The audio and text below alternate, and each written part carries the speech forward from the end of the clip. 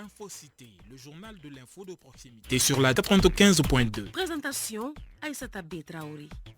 Infocité les titres. Nous sommes déjà au 5e jour du mois de Ramadan. Durant ce mois, les croyants observent le jeûne quotidien de l'aube au coucher du soleil. Comment bien réussir ce mois? Des éléments de réponse dès l'entame de ce journal. Au Mali, la dot est régie par le Code des personnes de la famille dans son article 288. Elle est obligatoire selon la loi malienne et elle ne peut excéder 15 000 francs CFA. Quelle est l'essence et l'importance de la dot dans le mariage? C'est le grand format que nous vous proposons dans quelques instants. Dans le cadre de la Semaine mondiale du rein célébrée du 9 au 16 mars, nous vous proposons un reportage sur cette pathologie. Sans prise en charge, la maladie rénale conduit à des traitements lourds comme la dialyse ou la greffe de rein. Les détails dans cette édition. L'actualité internationale nous amènera au Sénégal, en RDC et au Maroc qui lance un grand plan pour augmenter sa production d'hydrogène vert. Voilà pour le sommaire, le développement de ces titres juste après la virgule. Vous avez choisi la chaîne 2 pour vous informer et vous avez bien fait. Mesdames et messieurs, bonjour et bienvenue. Tout d'abord, cette nouvelle, la conférence régionale de l'Afrique de l'Ouest sur le panafricanisme s'achève ce vendredi à Bamako. Diaspora, afrodescendance et développement, c'est autour de ce thème que se déroulent les échanges. La rencontre qui regroupe une centaine de participants venus de divers horizons vise une meilleure implication de la diaspora africaine et des afrodescendants dans le développement du continent africain. Elle se tient en prélude au 9e congrès panafricain prévu à Lomé, au Togo, en novembre 2024. Je vous le disais dans les titres, le Ramadan est un mois saint et béni pour les musulmans du monde entier.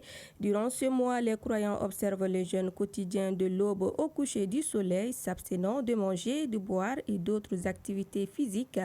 Ils offrent aux fidèles une occasion unique de renforcer leur spiritualité, leur foi et leur connexion avec Dieu. Comment bien réussir ce jeûne? Élément de réponse avec Aïssata Silla. Réussir son jeûne pendant ce mois béni demande une préparation minutieuse et une approche globale. Selon notre interlocuteur, quelques conseils basés sur les enseignements islamiques permettent d'aider les croyants à vivre un ramadan enrichissant. Alassane Ba, imam.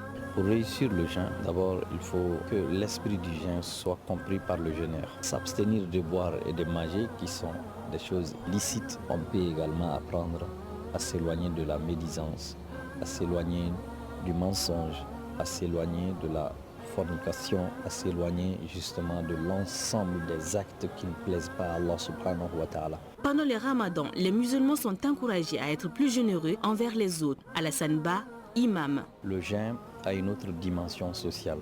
Lorsque le jeûneur comprend que si je jeûne, c'est pour participer, pour partager la douleur et la souffrance que les personnes les plus démunies vivent pendant toute l'année, tout de suite, le jeûneur comprendra qu'il est dans une école et qu'il doit sortir avec un diplôme. Le diplôme, c'est celui de la solidarité et l'entraide. Le ramadan est un mois de purification. C'est une occasion de se repentir de ses péchés, de renouveler sa foi et de chercher le pardon d'Allah. Alassane Ba, imam. Quand on jeûne, il faut se gêner de la médisance aussi. Il faut gêner de l'ensemble de ceux qui ne plaident pas à Allah subhanahu wa ta'ala. Pour avoir l'agrément d'Allah subhanahu wa ta'ala, il faut être disposé à pardonner les autres. C'est ce que Allah subhanahu wa ta'ala dit, Illa man atallah bi qalbin salim. Donc je dis que c'est un moment important aussi, la jeunesse. Il ne faut pas passer la journée derrière les petits écrans. Il faut quand même profiter du jeûne, lire le Coran, rendre visite à nos parents, faire tout ce qui plaît à Allah subhanahu wa ta'ala. Selon l'imam Alassane Ba, en suivant ses conseils et en restant motivé et engagé, vous pouvez réussir votre période de ramadan et en retirer les bénéfices spirituels, mentaux et physiques.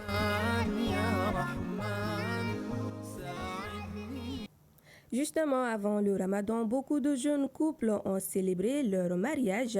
Qui dit mariage dit dot. Il est difficile de se marier sans avoir payé la dot et c'est là quelle que soit la religion et l'ethnie.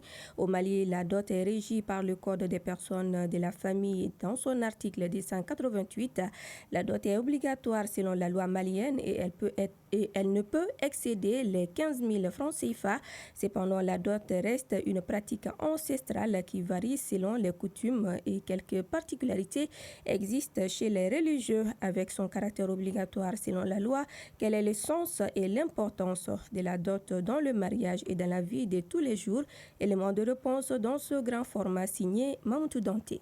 La dot fait partie des coutumes ancestrales, pratique encore incontournable dans de nombreux pays africains. Elle permet de sceller l'union entre une femme et un homme, voire entre deux familles. Dans le cas spécifique du Mali, la dot est hautement symbolique, même si elle varie selon les ethnies. Comment Kouyaté, Griot, Dimandé. Autrefois, au Mandé, la dot était donnée aux mariés et elle l'utilisait pour faire le levage ou une autre activité génératrice de revenus pour aider son mari et sa propre famille. Et cela existait dans toutes les grandes familles d'Imandé.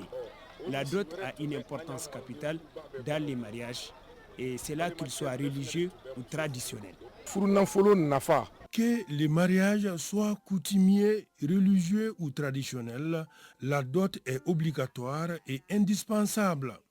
Le Code des personnes et de la famille la régit dans son article 288, alinéa 1er. Abdoulaye Aziz Kone, juriste chargé des cours de droit à l'université. Dans l'alinéa 1er de cet article, on dit que la dot est obligatoire et symbolique.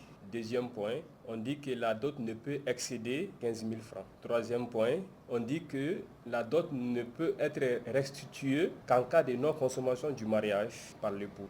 La dot, c'est un élément sur lequel le mariage se repose. Et le Mali est un pays qui a une diversité de cultures, donc pratiquement tout le monde fixe souvent sa dot.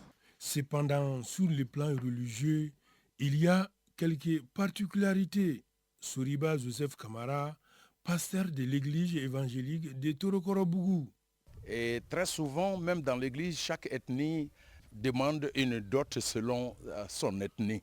Mais si on pose la question à la Bible, qu'est-ce que la Bible dit de la dot? Nous avons deux grandes réponses. La première réponse, c'est que lors du mariage de Isaac et Rebecca, Ishaka et Rebecca, dans ce cas, le serviteur d'Abraham a donné des présents en or, des présents en argent à Rebecca.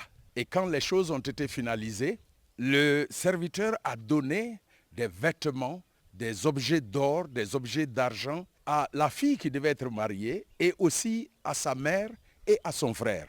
Mais en conclusion et en récapitulatif, la dot selon la Bible, la parole de Dieu, c'est volontaire. C'est que tu décides de donner volontairement pour avoir la fille que tu veux en mariage. Ce n'est pas imposé. Ahmed Bouli, islamologue. L'islam a rendu la dot une chose obligatoire pour toute personne qui veut contracter un mariage. Donc dans les Surat 4, où Allah subhanahu wa ta'ala dit, donnez aux femmes leur dot de bonne grâce. Donc c'est une obligation qu'il faut absolument s'acquitter pour faire un mariage.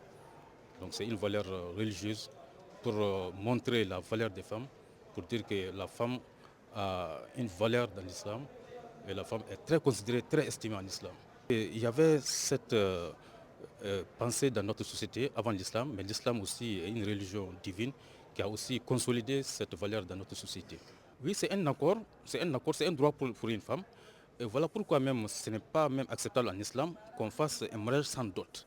Même si la femme veut tomber la dot, il faut qu'elle prenne d'abord et après maintenant elle peut redonner encore à son mari si elle veut. Oui, on peut se mettre dans le couple sans payer la dot d'abord. Mais quand même ce qui est demandé, il faut que la dot soit précisée dès le début, désignée, déterminée dès le début. Et après maintenant, il y a modalité de paiement. On peut s'accorder sur la modalité de paiement maintenant. Il faut le dire, quelle que soit l'ethnie ou la religion, La dot reste une condition très importante du mariage. Elle est certes symbolique, mais confère au mariage tout son sens spirituel et coutumier. À présent, le tour d'horizon de l'actualité internationale. Et l'actualité internationale de ce vendredi, c'est avec vous, Khadija Traoré. Bonjour. Bonjour Assata. Et nous commençons au Sénégal où des scènes de liesse ont eu lieu à Dakar après la libération des opposants Ousmane Sonko et Bassirou Faye.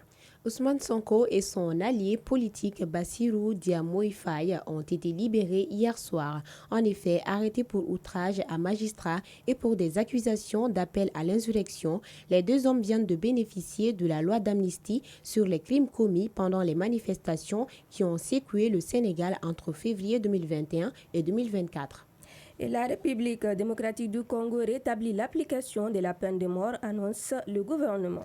Le gouvernement de la République démocratique du Congo a annoncé la fin du moratoire sur la peine de mort, ouvrant la voie à la reprise des exécutions capitales. Celle-ci pourrait intervenir notamment contre les militaires coupables de trahison et les acteurs de banditisme urbain entraînant mort d'hommes. Cette décision, notifiée dans une circulaire signée mercredi par la ministre de la Justice, Rose Mutombo, lève le moratoire sur l'exécution de la peine de mort datée de 2003, précise le texte. Et toujours en République démocratique du Congo, les contrats du siècle avec les entreprises chinoises viennent d'être modifiés pour rééquilibrer les profits. Le gouvernement congolais et le regroupement d'entreprises chinoises ont signé hier un avenant à l'accord qualifié de contrat du siècle, initialement conclu en 2008. Ce pacte original adoptait le schéma d'échange minéré contre infrastructure. Selon les autorités congolaises, cet avenant vise à rééquilibrer les termes de l'accord en faveur d'une relation plus équitable entre les deux parties.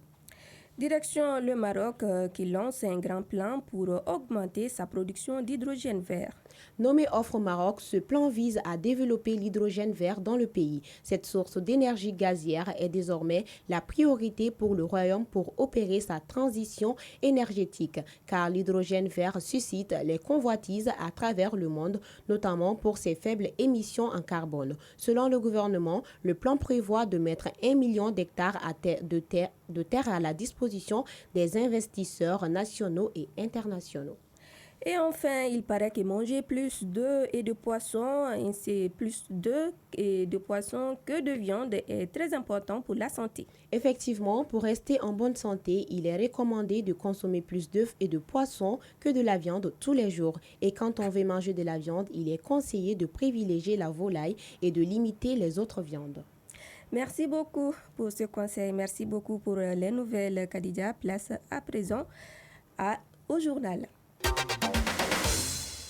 Voilà la 13e région Dioïla, la 3e région du Mali située à 160 km de Bamako, n'est pas restée en marge des activités de la célébration de la Journée internationale de la femme. Le service local de la promotion de la femme, de l'enfant et de la famille a organisé une série d'activités à l'intention des femmes de la localité. Une conférence débat autour du thème de cette année, une remise de matériel et une activité sportive, entre autres, ont été les temps forts de cette activité. Notre envoyé spécial de retour, Cheikh Oumar Kamara. L'objectif de cette série d'activités pour célébrer le 8 mars est de mobiliser les femmes autour de l'édition de cette année qui a comme thème « Représentativité des femmes à la vie publique et politique, défis, enjeux et perspectives ». Occasion pour les participants de se concerter et de faire des échanges d'idées sur les problèmes qui entravent l'émancipation et la promotion des droits des femmes afin de faire des plaidoyers. Awa Togola, chef service local de la promotion de la femme, de l'enfant et de la famille. Ça nous a permis de savoir la situation des femmes dans la région de Dioïla. Par exemple, quand je prends les directions régionales, dans toute la région de Dioïla, il n'y a que 4 femmes directrices. Les chefs de services locaux, il n'y a que 4 femmes. Donc nous avons quelques femmes directrices d'écoles fondamentales aussi. Par rapport à la vie politique, sur les 23 communes de la région de Dioïla, il n'y a aucune femme maire dans notre région. Donc il y a 8 communes de notre région aussi qui n'ont pas de conseillère municipale. Donc ça nous a permis vraiment de savoir cette situation. Yacouba Dowele Mariko, maire de Dioïla. Eh bien, elles sont sorties bien habillées, avec les tenues imprégnées pour un soutien aux femmes. Ça, c'est vraiment l'idéal pour tous les Maliens avertis, pour toutes les Maliennes. Donc, nous ne sommes pas surpris de voir que ces femmes ont mis sur leur tissu imprégné, 8 mars, un soutien aux femmes. Donc, nous ne pouvons que les accompagner. Au cours de cette cérémonie, des attestations ont été remises à certaines personnalités qui œuvrent pour la cause des femmes. La remise des kits sanitaires et des lampadaires aux femmes de la localité par la marraine a donné un éclat à la cérémonie. Maïga Moussokoro Samake, marraine. Je suis vraiment satisfaite. Ce qui m'a touchée aujourd'hui, c'est toutes les femmes de Dioïla se sont rassemblées aujourd'hui, se sont unies pour parler de la paix, de l'union, de la cohésion autour d'un Mali uni et prospère. Je demande aux femmes de s'unir et de se donner la main. Il y a le dialogue qui va se passer dans quelques jours. J'appelle toutes les femmes du Mali de participer pleinement à ces dialogues pour que la paix et la cohésion puissent venir dans notre pays, le Mali. Jakite Fantadjara, participante. Depuis l'année dernière, nous organisons des activités pour soutenir nos autorités à l'occasion du 8 mars. Mais cette année, la particularité est que nous soutenons aussi l'AES. Tant que les femmes soutiennent cette alliance, ça va aller, Inch'Allah.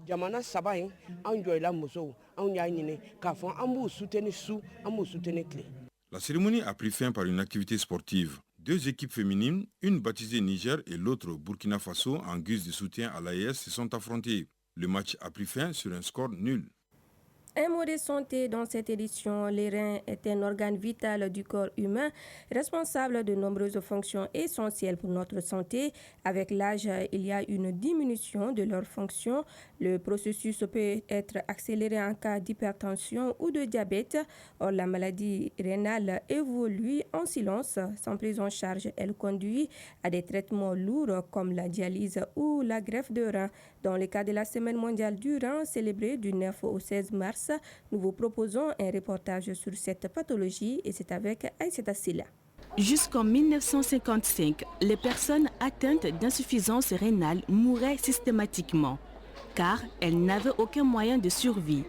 De nos jours, avec la modernisation de la médecine, une alternative dénommée la dialyse s'offre à elle, même si c'est coûteux. La dialyse est un système particulier qui recueille le sang du malade, le filtre et le réinjecte dans le corps. Elle est d'une nécessité vitale. Nous Damele, patient. C'est à Koutchala que cette maladie m'a été diagnostiquée. Mais par faute de moyens, j'étais obligé de venir à Bamako pour une prise en charge de l'État. Cette maladie a créé une distance entre mes proches et moi car je suis obligé de rester ici dans la capitale pour mes soins. La dialyse permet de stopper l'évolution de la maladie et aussi je mène une petite activité de commerce à côté qui me permet de subvenir aux besoins de ma famille. Depuis 6 ans, Aïssata Keïta, une enseignante, subit 4 heures de dialyse 2 fois dans la semaine. Un traitement lourd et contraignant, mais un peu moins pénible grâce aux interventions des médecins. Aïssata Keïta, patiente. C'est après un accouchement que j'ai su que j'étais malade.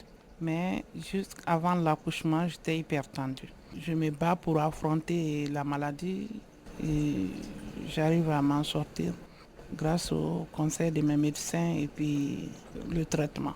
Je suis autonome, je marche bien de moi-même. Ça ne va pas du tout financièrement parce que même quand on est millionnaire, la maladie, là, on ne peut pas dire que ça va.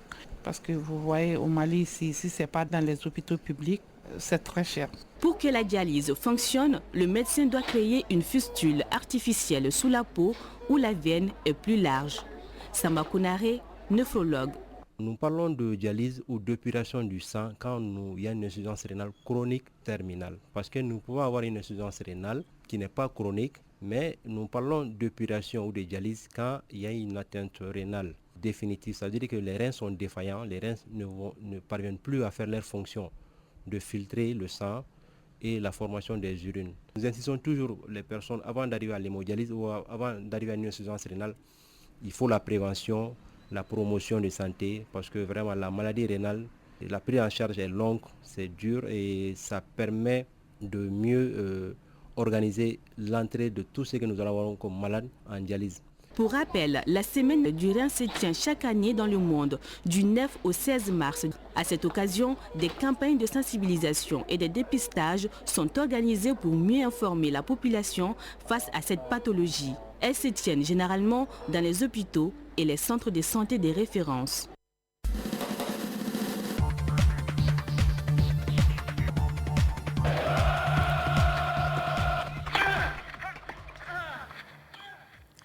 Et la météo avant de boucler cette édition, les thermomètres affichent actuellement sur Bamako et environ 38 degrés. La maximale attendue sera de 42. Le soleil se couchera à 18h passé de 43 minutes. C'est la fin de cette édition qui vous a été présentée par Aïssata Traoré, une réalisation de Cheikh Amadou Diarra et de Suzanne Traoré, mise en onde de Malik Kansaï Penda Dao, mise en ligne Sekou Traoré, coordination Salimata Dao Aminata Konaté. Grand merci à vous de nous avoir suivis. Très bonne suite de nos programmes.